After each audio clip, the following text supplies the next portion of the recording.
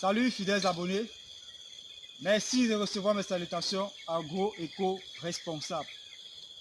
J'espère que vous vous portez bien, j'espère que le confinement se passe très bien et que vous respectez les consignes et règles d'hygiène nécessaires pour endiguer le coronavirus. Quant à moi, je suis en confinement, en pleine forêt, comme vous pouvez voir. Alors, nous n'allons pas parler de corona, nous allons parler d'agriculture et notamment de comment sécuriser son terrain agricole après achat. Car nous savons combien beaucoup d'agripreneurs ont des soucis au niveau de l'achat de terrain.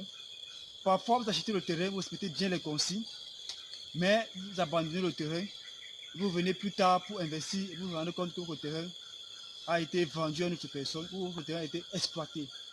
Nous savons que ce n'est pas évident d'acheter un espace pour beaucoup d'autres et directement lancer les travaux. Maintenant donc, quand vous achetez un espace ou un terrain agricole et que vous allez venir investir là-dessus dans 2 ans, dans 3 ans ou dans 4 ans, peu importe le nombre d'années que ça va mettre, comment donc sécuriser ce terrain afin de garantir l'accès à votre terrain plus tard quand vous allez revenir, que cela ne puisse pas être vendu ou que cela ne puisse pas être exploité par d'autres personnes.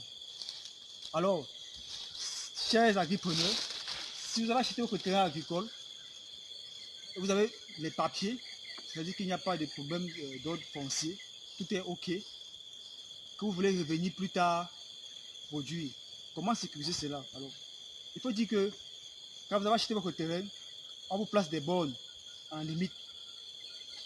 Ces bornes ne garantissent toujours pas le fait que votre terrain puisse être sécurisé. Parce que parfois, les vendeurs sont très malins. Ils vous vendent le terrain et même encore par derrière, ils enlèvent les bornes, ça crée à confusion. Quand vous revenez, vous ne connaissez pas où se trouve votre limite, où se trouve votre terrain. Parfois, vous voyez que non, ce n'est pas votre terrain ici, c'est aller là-bas et autres, vous vous êtes trompé. Là, ça crée un désordre et vous finissez par perdre votre terrain alors que c'est proprement votre terrain. Comment éviter cela? Alors, une fois que vous avez acquis votre terrain agricole, après qu'on ait mis les bornes, ce qu'il faut faire, il faut tracer des layons sur au moins 20 mètres concernant tout le pourpoint de votre exploitation. Si vous avez 10 hectares, par exemple, vous faites les layons sur tout le pourtour de 10 hectares. Ça va permettre à ce que tous vos voisins qui vous encerclent vont savoir que le site est occupé. Quand vous avez fait les layons, ça ne va pas rester comme ça. Après avoir fait ces layons, vous pouvez mettre les plants de palmiers à 10 mètres. Vous pouvez mettre les plants de cocotiers à 10 mètres. Vous pouvez mettre les collatiers à 10 mètres. Vous pouvez mettre les plants d'indor, le mango sauvage à 10 mètres. Ces plants que vous mettez là, que ce soit peut-être le ndor, que ce soit peut-être le collatier, que ce soit le cocotier ou bien les palmiers, ont la capacité, en fait, ce sont des plants pérennes, quoi. Il faut le dire, ce sont des plants pérennes, qui peuvent vivre longuement là. Et une fois qu'ils se sont enracinés, on ne peut pas forcément venir les enlever. Là, ça peut marquer une limite naturelle, propre et sereine. Ça fait que on ne peut pas venir les enlever. Là, vous êtes sûr que voilà où j'ai aligné mes plants de cocotier, voilà où j'ai aligné mes plants de palmier, voilà où j'ai aligné mes plants d'indor. Donc, vous avez votre limite naturelle. Mais l'avantage aussi, c'est quoi? C'est que ces plants que vous allez mettre là, ils vont passer des années là en forêt. Plus tard, ça va vous donner de l'argent parce que quand vous allez mettre les palmiers là, quand vous allez entretenir, ça va vous donner les noix. Vous allez extraire de l'huile.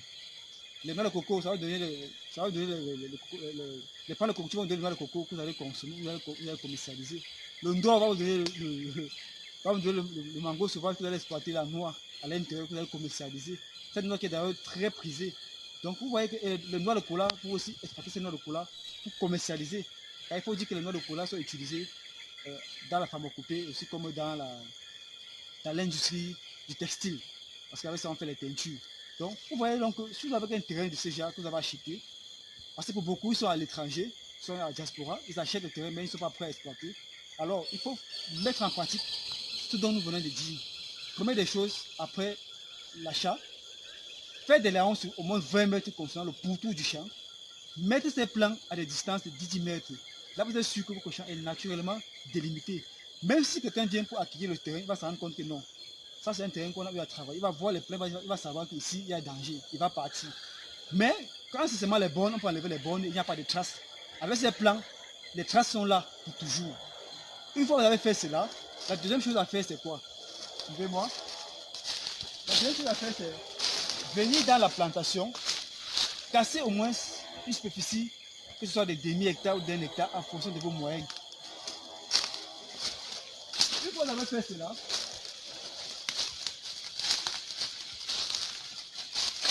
vous voyez, quand vous avez délimité tous les laïons, vous venez en plein champ, au centre du champ, vous venez au centre du champ, pour casser un hectare.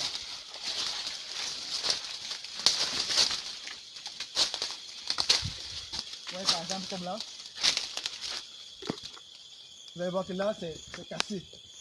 À ce moment ici, on peut faire une production d'une culture comme peut-être la banane plantain ou de toute culture en fonction de la zone agroécologique où vous vous trouvez.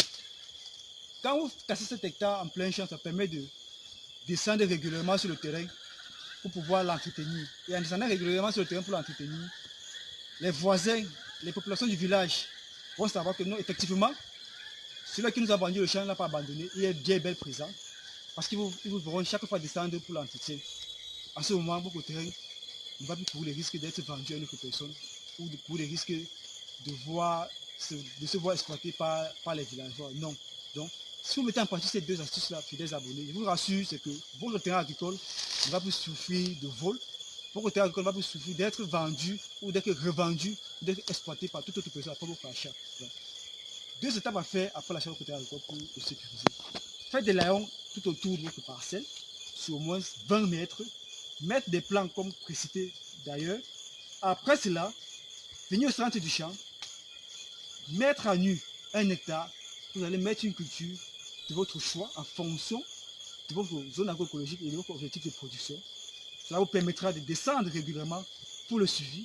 Cela va donner l'alarme, l'alerte aux chefs du village, aux populations du village, qui vont savoir que ce terrain, effectivement, il est exploité, donc il n'est plus à vendre. Vous êtes sûr que votre terrain ne partira pas à une autre personne. Et même si sa tête à venir le vendre, l'acheteur, quand il va voir, ça va se poser des questions et il va se méfier de ne pas faire un investissement qui perdra par la suite et votre terrain restera tranquille. Alors, fidèles abonnés, depuis la pleine forêt, en confinement, nous vous disons déjà merci de vous abonner chaque jour au quotidien. Merci de partager les vidéos afin de permettre à ce que beaucoup d'autres agripreneurs puissent avoir des informations nécessaires. Car chez nous, c'est l'agriculture de terrain et non l'agriculture de bureau. Alors, si vous avez aimé la vidéo, n'hésitez pas à cliquer sur le pouce bleu afin que nous puissions davantage travailler. Laissez des commentaires pour nous permettre d'améliorer la qualité de nos vidéos. Alors, fidèles abonnés, disons-nous à très bientôt. C'était comme ça pour vous le Chantina dans cette vidéo. Le plaisir sera le nôtre dans une autre vidéo. C'était comme ça pour vous le Chantina, pour vous booster votre mindset agricole. À très bientôt. Ciao.